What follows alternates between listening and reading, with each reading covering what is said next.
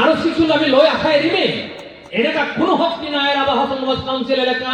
অসমৰ এলাকা কোনো শক্তি নাই আমার আবাহন কাউন্সিল খন শিশুর অন্তর্ভুক্ত করার কোনো বাধা করব কোনো শক্তি নাই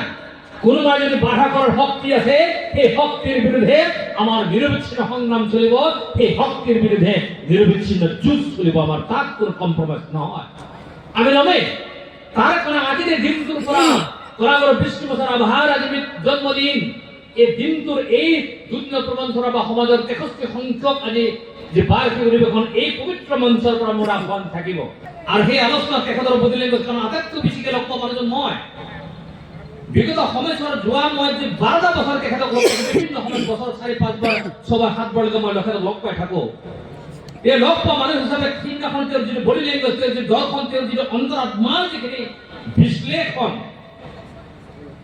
সেই বিশ্লেষণৰ পৰা আমি যে শিক্ষা পাম সেইটো বাস্তৱ সত্য কথা কিন্তু বাস্তৱ সত্য সিদিনাখনে তেখেতে টুইট কৰিছিল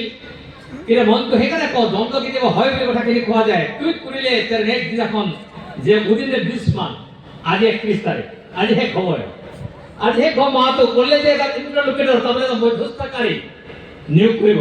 ৰাভা আছাম মিচিং আৰু কি অট'নমাছ কাউন্সিলৰ কাৰণে কিন্তু এই মডেল নটিফিকেশ্যনটো হোৱা নাই কালি খবৰ আহিছে যে আজি সন্ধিয়া হ'ব বুলি কোৱা শুনিছিলোঁ মই মেছেজটো মোৰ প্ৰকাশিত হোৱা নাই কিন্তু এই মঞ্চৰ পৰা মোৰ আহ্বান থাকিল অসমৰ মুখ্যমন্ত্ৰী মামালৈকে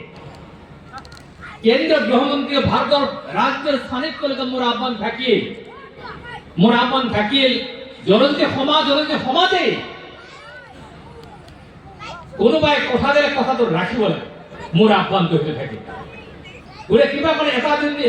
যদি ইফাল হ'ব পাৰে গাঁৱত কথা নহয় মানুহ মাত্ৰে হয়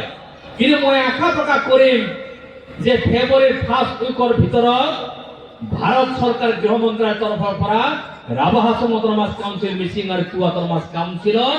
শিক্ষুৰ প্ৰক্ৰিয়াক আগুৱাই নিয়াৰ ক্ষেত্ৰত যে মধ্যস্থতাকাৰী নিয়োগৰ কৰা আছিল তাৰ এপইণ্টমেণ্ট নাম সহকাৰে যে নটিফিকেশ্যন হয় তাৰ আহ্বান মই এই মঞ্চৰ পৰা তেখেতসকলক কৰিম।